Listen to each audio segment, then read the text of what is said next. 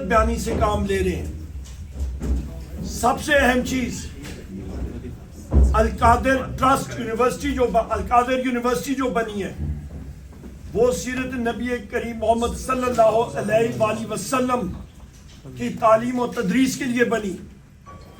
National crime agency برطانیہ اور اس کے ساتھ پاکستان کے ایک بزنس مین کے درمیان ایک خفیہ معاہدہ ہوا جو کہ نیشنل کرائم ایجنسی برطانیہ نے کہا کہ خفیہ ہی رہے گا، اور اس معاہدے کے تحت تقریباً 190 ملین پاؤنڈ پاکستان کے سپریم کورٹ کے اکاؤنٹ میں آئے. بہار یا اتر پردیش کے اکاؤنٹ میں نہیں آئے، سپریم کورٹ کے، پاکستان کے سپریم کورٹ کے اکاؤنٹ میں آئے، اور اس کے بعد سرکار کے اکاؤنٹ میں وہ ٹرانسفر ہوئے. اس اکاؤنٹ کے اوپر منافع بھی کمایا گیا. تو خواتین و حضرات، اس سارے سلسلے میں وزیر اعظم عمران خان صاحب کا، القادر یونیورسٹی کا یا بشرا بی بی کا کیا عمل دخل؟ تو یہ چیز آپ کے ذہن میں ہونی چاہیے کہ یہ لوگ جنہوں نے اربوں روپے کی پراپرٹیز باہر بنائی اور پیسہ منتقل کیا، تو وہ لوگ وزیر اعظم عمران خان صاحب سے پوچھ گچھ کرنا چاہ رہے ہیں. وزیر اعظم عمران خان صاحب وہ شخصیت ہے جنہوں نے شوکت خانم ہسپتال بنائے، متعدد ہسپتال، القادر یونیورسٹی بنائی، اس کے ساتھ نمل یونیورسٹی بنائی، پاکستان کا نام دنیا میں روشن کیا.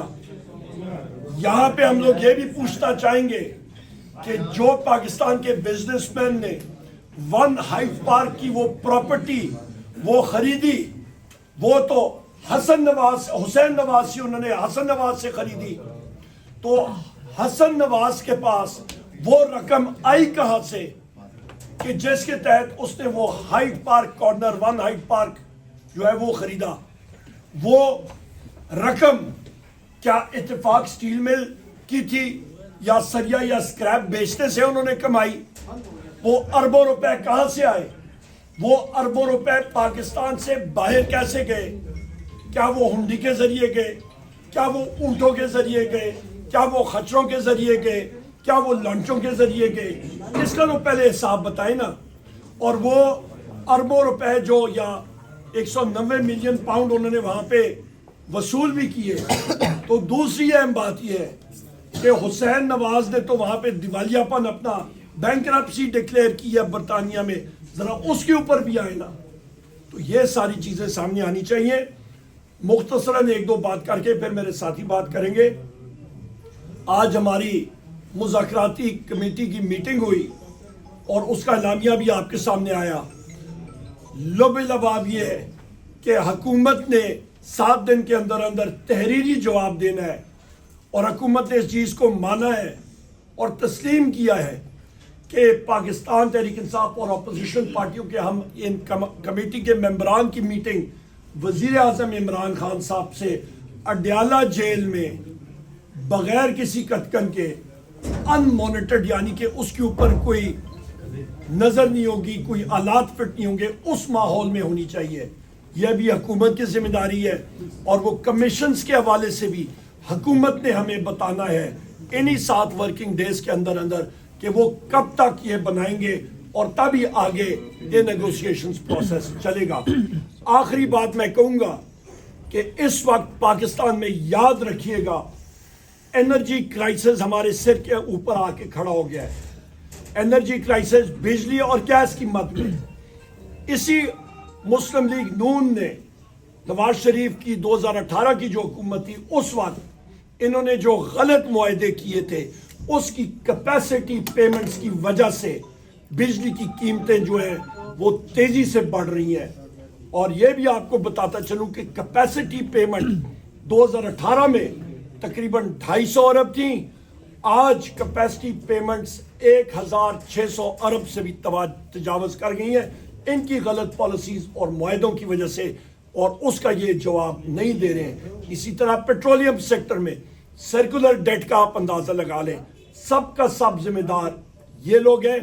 اور اس پہ آخری بات کروں کہ مسلح افواج کو یا انٹیلیجنس ایجنسیز کو چوری کے تدارک میں ملوث کرنا ان کے ساتھ زیادتی ہے، کیونکہ وہاں پہ مشکلات پیدا ہوں گی، فیلئر پیدا ہوں گے، اور آپ کے ٹروپس، آپ کی انٹیلیجنس ایجنسی اپنے صحیح مقصد سے ہٹ کے بجلی کی چوری میں لگ جائیں گے. اور یہ تجربہ نواز شریف کے دور میں ہو چکا ہے اور اس کا رزلٹ نہیں آیا، کیونکہ سب سے بڑا امپیکٹ جو ہے وہ کیپیسٹی پیمنٹس کا ہے، اور وہ ان کی ذمہ داری بنتی ہے کہ ان کے غلط معاہدوں کی وجہ سے آج پاکستان میں فی یونٹ بجلی کی قیمت جو ہے وہ تقریباً 85 روپے سے بھی زیادہ یونٹ پہنچ گئی ہے، اور غریب آدمی پس رہا ہے، مہنگائی بڑھ رہی ہے. اور اس وقت آپ دیکھ لیں کہ لارج سکیل مینوفیکچرنگ، آج ڈیٹا ریلیز ہوا ہے کہ وہ منفی گروتھ ہے. تو جس گاڑی کا انجن چل ہی نہ رہا ہو، سیز ہو رہا ہو، تو وہ معیشت کیسے چلے گی؟ بے روزگاری آپ کی بڑھ رہی ہے.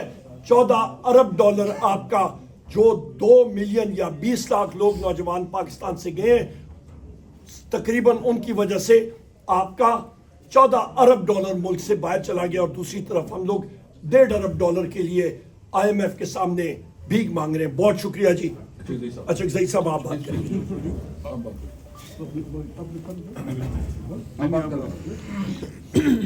ان کے پاس کوئی بات ہے، شوکاز دیا تو وہ ایک طریقہ کار ہے نا جی پارٹی. اچھا آپ ذرا آپ ڈائریکٹر صاحب سے آف کیمرہ بات کرنے دیں گے؟ آف کیمرہ کو پاس وہ ڈرائیور میرا آف کیمرہ ذرا کر دے، تھوڑا سمجھنے دے کچھ چیزیں پلیز. نہیں یہ 8 فروری سے آپ پیچھے ہٹ گئے. آپ نے مان لیا کہ یہ 45 والی حکومت ہے، 47 کے بیان سے آپ دیکھو ایک ہم کسی چیز سے نہیں ہٹے. جہاں تک فارم 45 کا تعلق ہے وہ مطالبہ آج بھی ہمارا ہے اور مینڈیٹ کا ایشو آج بھی ہے ہمارے. تو نہیں رکھا ہے. نہیں دیکھو وہ مذاکرات اس لیے کہ خان صاحب نے مختصر کرنے کے لیے لمیٹڈ پرپز کے لیے 2 مذاکرات رکھے، رہائی کرو اور کمیشن بناؤ. That's it. باقی مینڈیٹ ہم نے لکھا ہے اور جو ریٹن سٹیٹمنٹ ہم نے ان کو دیا اس میں بھی ہم نے اس پہ آپ نے خان صاحب کی رہائی کا بھی کوئی مطالبہ دیکھو میں آپ کو خان صاحب کا بتا دوں. خان صاحب آج بھی ایک سیاسی قیدی ہی کے طور پر اس پہ سارے پولیٹیکل کیسز ہوئے ہیں. 200 تک کوئی کیس بناتا ہے اور ایسے جرم میں جس طرح آپ نے دیکھا ہے تو شخانہ ہو گیا، القادر والا ہو گیا، وہ تو مالک ہی نہیں، اس نے بینیفٹ نہیں لیا، اسٹیٹ کا نقصان نہیں ہوا. آج بھی سرکار کا کوئی اپلیکیشن کسی عدالت میں نہیں ہے کہ یہ پیسے ہمارے. خان صاحب کا نام آپ نے لکھا نہیں. ان کے ساتھ ہونی چاہیے. یہ نہیں ہے کہ اس میں سالوں سال لگ جائیں گے، ہو سکتا ہے ہفتے میں کنکلوڈ ہو جائے، ہو سکتا ہے 1 دن میں بھی کنکلوڈ ہو جائے. لیکن جیسا یہ بتائیں کہ اگر کوئی مشروط آتا ہے مذاکرات میں تو وہ اس کی کامیابی کا کتنے % چانس رہ جاتا ہے؟ پھر مشروط جب ہو جاتا ہے تو پھر اس کی کامیابی تو مجھے تو نظر نہیں آتی. جب مشروط ہو جائے. ایک طرف یہ پارلیمنٹ کا حال دیکھ رہے ہیں، مسلسل یہ احتجاج کر رہے ہیں، تو یہ مذاکرات کے ماحول پہ چیز اثر انداز نہیں ہوتی. یہ بھی دیکھیں نا، اپوزیشن کی اپنی ٹیکٹکس ہوتی ہیں، حکومت کی اپنی ٹیکٹکس ہوتی ہیں. کئی لوگ ہوتے ہیں کہ وہ سمجھتے ہیں کہ دباؤ ڈالنے سے شاید ہم جلدی کوئی چیز اچیو کر لیں گے، تو وہ اس لیے دباؤ ڈالنا بھی ایک حکمت عملی ہوتی ہے اپوزیشن کی.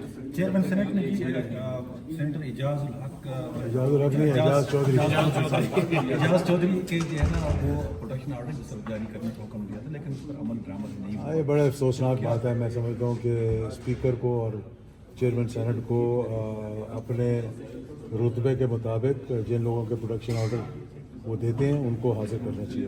Thank you sir.